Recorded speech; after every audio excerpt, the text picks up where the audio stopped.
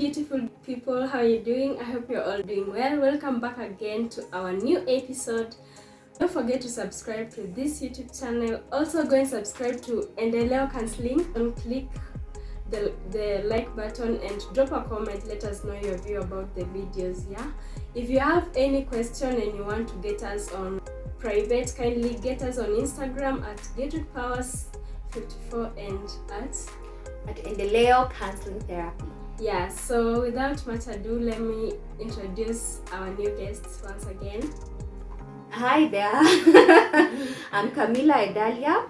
I work as a counseling psychologist with Endeleo Counseling Therapy, which aims to help young people, not rather help, but collaborate with young people between teen years to 40 years.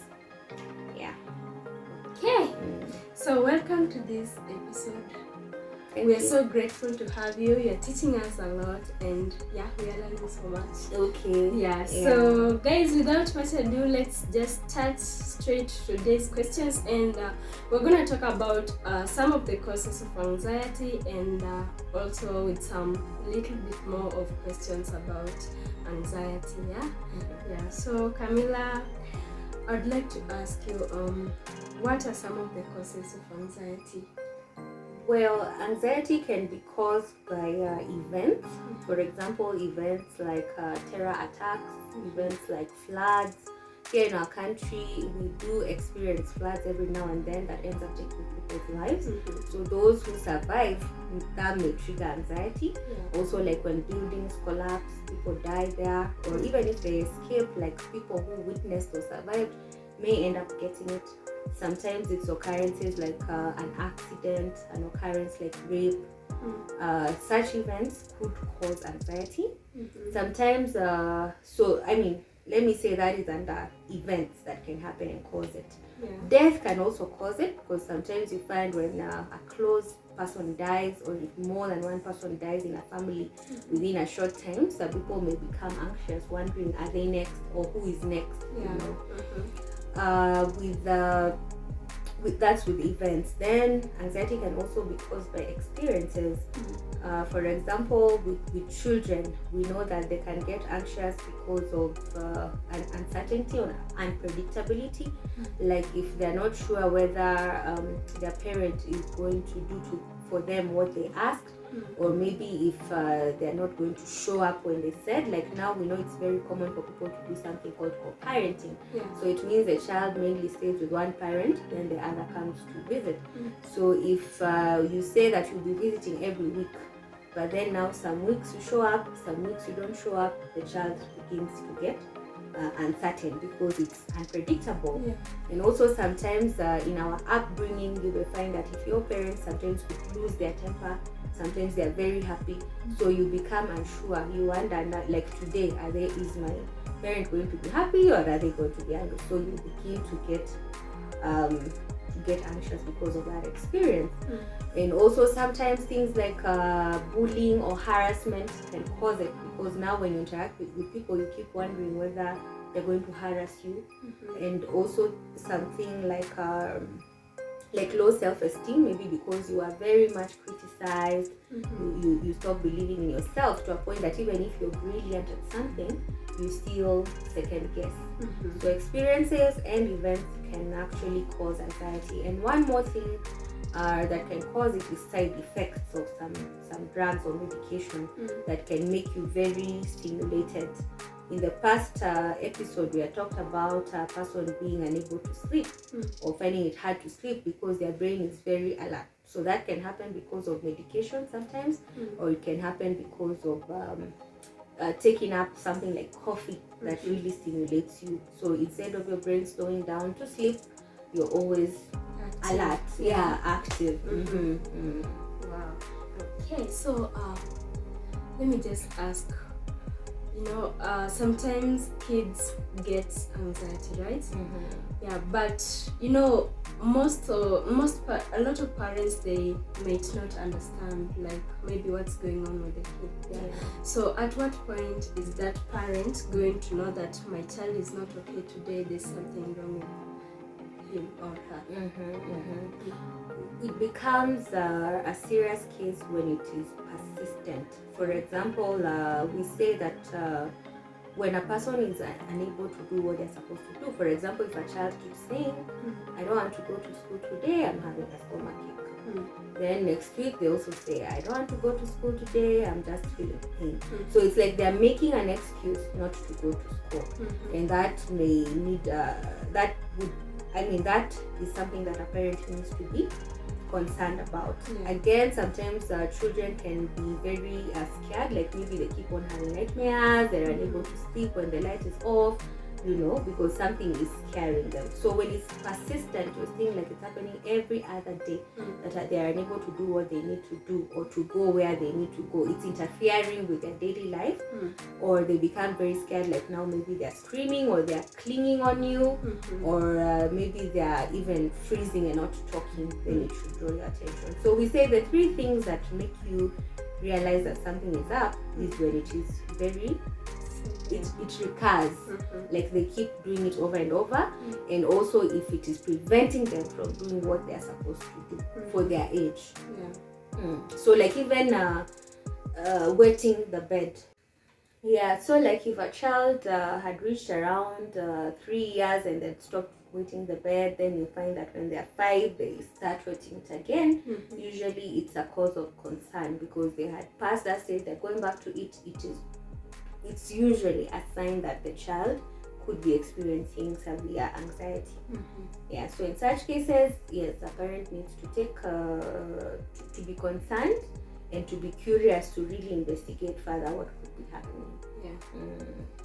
Okay, so if we have any parents in the house watching, kindly be cautious, or maybe be in a position to check out on your kids whenever they start facing some funny stuff that they usually don't experience.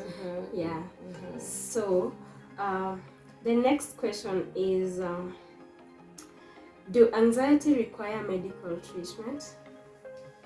Okay, medical treatment. When anxiety is severe, that's when it may necessitate some medical treatment.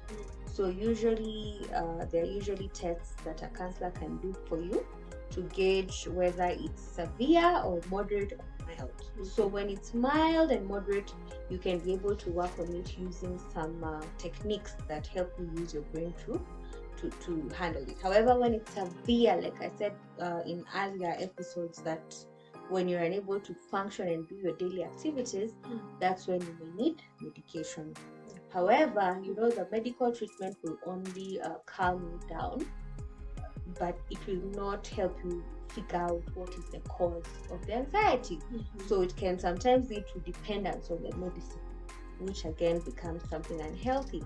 So as counseling psychologists and as a counselor in particular, I do not recommend for medical treatment of anxiety unless it's extremely like it's severe and you've tried some methods to control it and it's not working, then you can take medication. But even if you start taking medication, combine it. Take medicine but still go for therapy. And also you can time yourself and take it for a short time, not for an indefinite time, so that you also don't become like kind of addicted to the medication. Hey guys, I hope you heard that. So the next question is how to differentiate anxiety from other mental illness.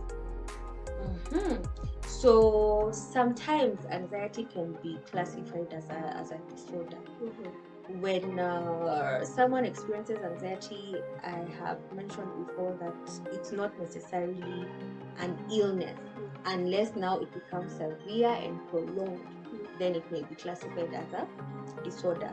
Although people are very quick to say they have it, however, it's good to go see a professional to do some tests on you for them to determine whether it's actually a disorder.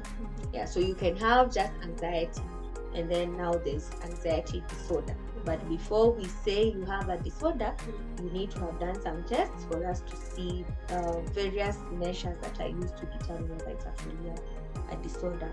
And what was the question again? Nimepotea. How do you differentiate between Oh, just anxiety and other mental illnesses. Okay, so there are many mental illnesses.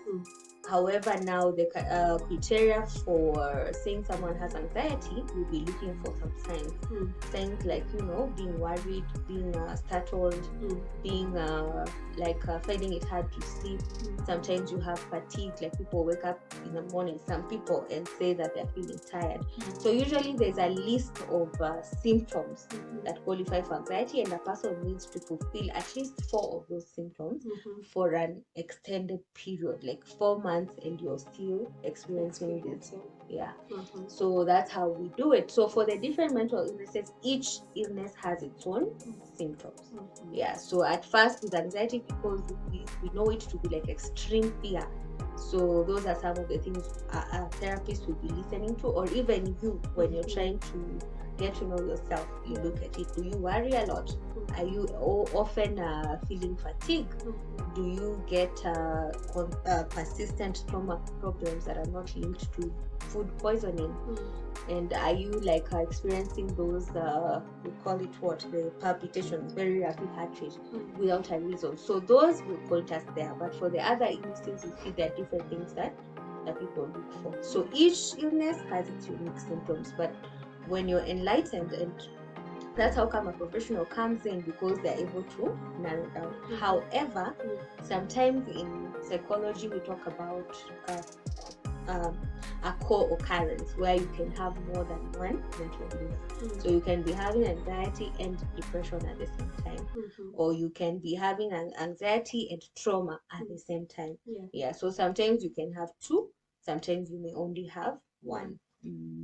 Okay, so I think that's it for today. So guys, if you have any question, just drop a comment and we'll get back to you. So until then, don't forget to subscribe to the YouTube channels Gertrude Powers and Endeleo Counseling Therapy. And drop a comment, smash that notification button so that you don't miss out on any episode. Okay, so until further notice, we'll see you later. Ciao. Toodles.